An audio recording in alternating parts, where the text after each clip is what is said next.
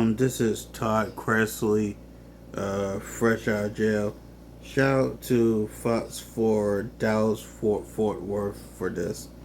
This is Fox 4 out of Dallas. Let's get into it. Morning, everybody. Thank you for being here. I appreciate the attention to this matter. I know folks have wanted to talk to Todd and Savannah, so they're here to do that. I'm going to let them introduce themselves and tell a few words. We'll take questions after. How are you guys? Good. We woke up today and they were still at home. So it's honestly felt like such a dream to have them at home. And I'm just so grateful, obviously, to President Trump, the administration, Alice Johnson, just everyone within the pardons office. Alice obviously came on my podcast a year and a half ago, I think, before she ever even got the role. And what I respect about her is she's not in the art of giving favors. Neither is President Trump. And when she got the role, she looked into our case. They saw the injustices. The media loves to run with this $30 million scheme without doing the research to look into the documents. And there was no $30 million scheme. But I just appreciate the administration looking into it and seeing the faults within our case, the corruption, and just the weaponization of the DOJ. So we are just so excited and moving forward. Obviously, getting them home the past 2.5 years, I have thought, like, that was my number one priority, was getting my parents home. But now that they're home, now we move on to all the other men and women that are in the system and getting them home. And I know we're going to continue to work. We're going to be in D.C. and Mom and Dad are now along for the ride because we're not leaving those men and women behind. There's too much work that needs to be done. There's too much reform that needs to be done. So we're just super excited. And here he is, Todd Chrisley, after running from, the media in Nordstrom yesterday. Good morning, guys. Thank you all very much for coming today, for having the interest. I want to thank first and foremost my Lord and Savior, because that's who got me through it. I want to thank President Trump. I want to thank the administration. I want to thank Alice Johnson. I want to thank every person that has prayed for us, that has stayed in the fight and that fought for the truth to come out. And so I am grateful for it. And as Savannah said, she has fought a long fight. And for any parent to see their child fight this hard, it's a double-edged sword. It's a blessing, and then your heart breaks because your child has been placed in that position to fight for you, when as a parent you're supposed to fight for your children. So I will always be grateful to you from the bottom of my heart. We've had wonderful legal representation, maybe not in the first go-round, but certainly when you picked up. And we're certainly grateful to you, Alex, and to you. This is the better-looking version of our team. So, we're grateful for everything that has happened thus far, and as bad as this experience has been, there's also been a lot of blessings to come from it. I have met some wonderful men. I have listened to some horrific stories about things that have gone on in our system. And whether you believe it or not, because I was you at some point, even though this part has happened, I still was convicted of something that I did not do. It could be you. It could be you. It could be any of you. And somewhere in this room, someone has had a family member that has been affected by this system. So I understand the shame that's around it, but I refuse to feed into that because shame is like a cancer that just spreads. And Okay, that was hope. So I will continue to fight for all the guys that I dealt with and that I was blessed to be with at FPC Pensacola. I will continue to expose the injustices that go on there and throughout the department and throughout the Bureau of Prisons. I know that Julie, who is a wonderful, decent, God-fearing woman that I am blessed to have been married to and been with for over 30 years now, an excellent mother. She's at home with Chloe right now, and Chloe will not let her go.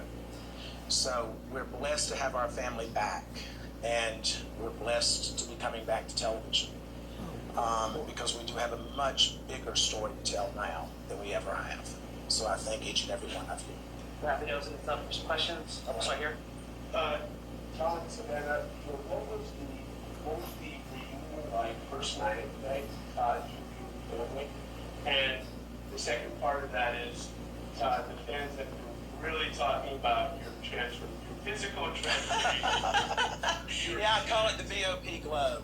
And so what was the motivation behind that, and how are you going to continue that sort of fitness routine moving forward? Well, I'll actually have more access to better products now that I'm out.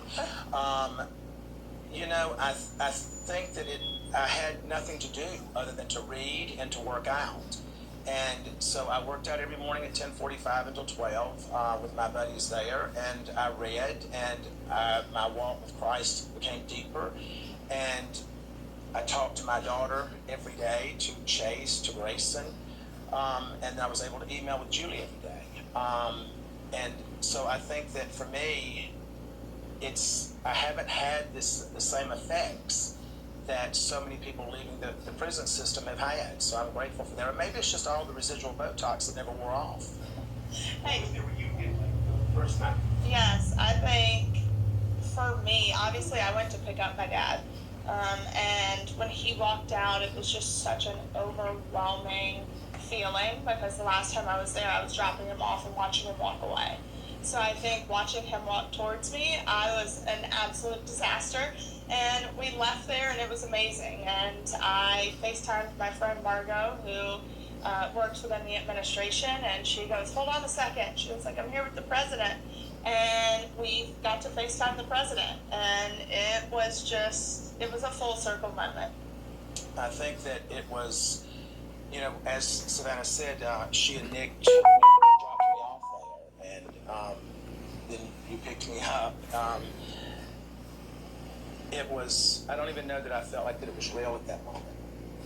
And I woke up the first morning, and I was looking around, I'm like, this is really real. I'm home. So I was grateful for our family to be all back in the same room, to be together, to share a meal together, to pray together, and to know that we're still in the fight together. Question second row. Mr. Chrisley, do you have any remorse for the actions that led to the evictions? Oh, you must be seeing it. Do I have any remorse? I would have remorse if it was something that I did. Well, your wife did apologize last year. Well, let me explain to you how that works, if you don't mind. Yeah. You're placed in a position as a defendant to either bow down and kiss the ass of the Department of Justice and accept responsibility for things that you did not do. There's Todd being Todd, ladies and gentlemen. And the corruption that went on in our case is going to continue to unfold, and Alex is going to continue to give each and every one of you the evidence that as it comes in. Next question. You haven't seen your wife so long. Hearing her voice, seeing her, what was that like? It was overwhelming. Julie and I have been together for over 30 years, and she is my best friend. We have raised our children together. The grandchild is now my legal daughter, and we've had all the ups and downs. We've gone through breast cancer together. We've gone through multiple medical procedures with her, and it was great to be home. No matter where that is, as long as she's there, it's home. Next question up here. Hey guys, welcome home, Todd. Thank you so much. Welcome. I know it's been a big journey for you, Savannah. What is one thing about happened behind the scenes that you want the public to know to understand? You want to go first? I think, obviously the biggest misconception right now is that I either paid for a pardon or slept for a pardon. That's something I would. That's the biggest misconception right now. And if people knew the countless hours and the money and the time that I spent going to DC, literally with not a meeting scheduled, and I just got on a plane and went and said, I'm going to be in the right room at the right time and meet the right people. I fought hard and I was exhausted and I begged for meetings. There was nothing I was never too good to ask. And that's the thing is people think, oh, you're a celebrity, you're white, you have money.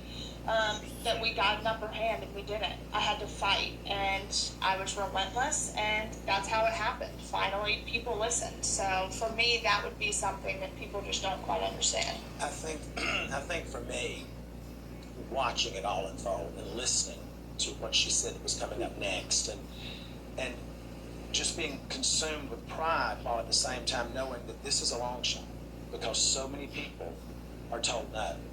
And being in the prison system, anyone that says that it's a fair shake, it's not. Because I dealt with young African American males in the prison that I was in that were not treated the same. They were denied programming. They were denied access to certain things. I was not denied that, but we know why I wasn't denied that. And so I think that is a much bigger picture that we all as a society as a whole need to look at, that we are one. And whether you're Republican, Democrat, or whatever, at the end of the day, when you're in that hospital, you don't care if it's a Democrat treating you or a Republican. Now, some of you may, but I want whoever's going to be the best person to do that. You. Thank you. So there's no telling how many times Savannah's Instagram was refreshed yesterday with everyone looking for that glimpse of getting to see Todd. And then the first time we see you live on Instagram is in Nordstrom shopping. Can you talk about that? And then were you hesitant at all for that to be the first glimpse of your shopping? Well, we thought through our security detail that we had beaten that and that we were good to go. And what we did not realize is that there was multiple outlets that were following us, but we had interference with the security team. And I don't know why it's that exciting to go watch me buy underwear. I mean, it's just not. But we went in to grab a few things because I have an event to go to tomorrow. And then we looked up and the people in Nordstrom was coming and said, you need to understand that the press is here, the press is here. And so I'm like, they're just wanting this one first picture. And so I said, go live with it. I said, and that stops them. And so that's what we did. And good. Hey. Go down the front and the back. What do you have to say to the people who say you will be part of it because of the status?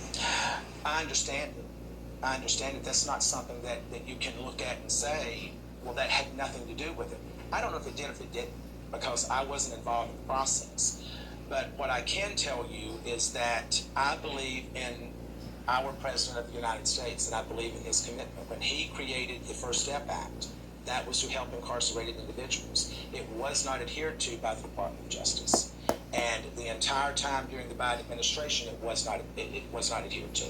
So to hear him say that it is now going to be adhered to and Pam Bondi is going to make sure of that, literally since Pam Bondi has stepped in, now the Bureau of Prisons have been given a directive through a new director who I have such a huge amount of faith in, William Marshall, that he is going to make sure that the First Step Act is implemented, that these men and women are going to get the credit that they're supposed to be getting. They're going to get the training and the education that they're promised, and they're going to be given a right to go back to their families in a speedier way.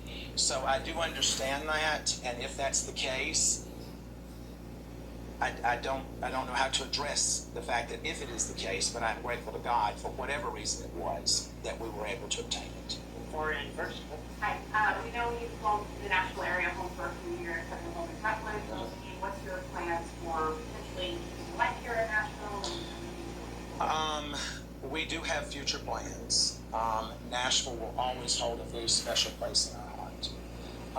But we have other plans. What kind of stay here? We will probably always have a presence here. I don't think we'll be here full time. Back up. You. Traffic people have been incarcerated a lot of times. They take up isolation and that feeling almost of not being able to associate with family, friends, almost for them feeling like part of the death. And then having them come back is almost like a second chance. Now that you have all this new understanding, experiences, really having that conversation with people in very different ways of life, how do you plan to use your platform and to share different messages with you now that you're continuing to have this TV show? This will always hold this. You can't go through what we've been through and walk away from it. I'm fortunate, so is Julie, that we never lost contact with our children. Julie and I emailed 10 times a day. And I think it's also important to understand that I was at a camp. It was the brokest child camp that you could go to. The accommodations were not great, but it, needless to say, was a camp. It was a former military base. So we had free access to walk, and we had a track and a weight pile, and we had things that we could do. But there are men there that after, I think statistically, after the first 2 years, people lose contact with their loved ones. And And that I can't even imagine how that must feel. But at the same time, I think that we at this point, God has said, when you know better, you do better. And it's our job at this point to expose all of that and to try to make those men and women's lives better if we can. And that's what I plan to do. So let's take a step back and take a look forward. First of all, what were both of your first reactions to the murder? Were you shocked? And looking forward, tell us, your return to television, this docuseries, can you tease what it will be like in nature, what the focus will be? Tell us about that. I mean, when I got the call, like I said, I was walking into the grocery store and I stopped in the parking lot. I was like, what do I do? I was like, okay, go back to my car.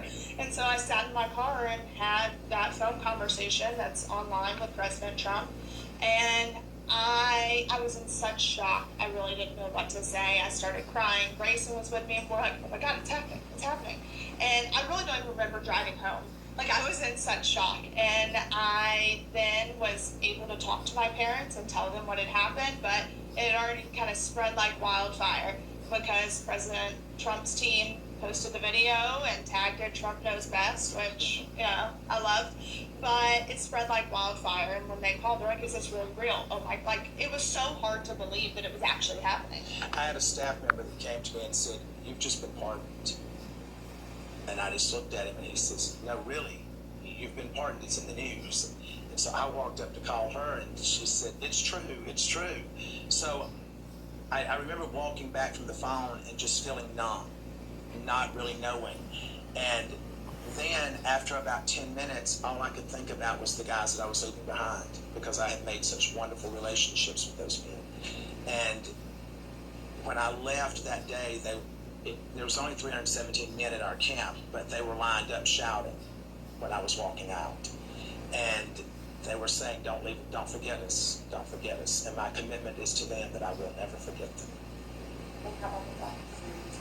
So we had been filming, and we had just wrapped filming for all intents and purposes, and then we get the call that they had been pardoned, so we picked right back up, and we're excited because I think this new show is going to give, first off, it's going to give people a look into the trial and things that we went through, and we're going to set the record straight, put some documents out there. Alex is on there, but it comes full circle because we go back and then we get to the point where mom and dad are pardoned and now we move forward with our lives. And I know for me personally, now I get to be a normal 27-year-old, almost 28. And so my goal, it's like we were talking last night, it's like I'm traveling to 30 countries by the time I turn 30. But going to DC is going to be, I will be there a lot more because now I hope to work with the Federal Bureau of Prisons and Billy Marshall and help them expose the corruption because he is vowed to hold people accountable if there has been abuse and corruption to occur. So I am extremely excited for that, to work with some organizations, put bills in front of Congress, especially for women who are incarcerated. I'm going to end so this that's here. kind of our goal, and then obviously they've already got all the offers rolling in, so it's going to make life so much easier. You'll see him on quite a few different shows, I have a feeling. So one more question, and then I think we're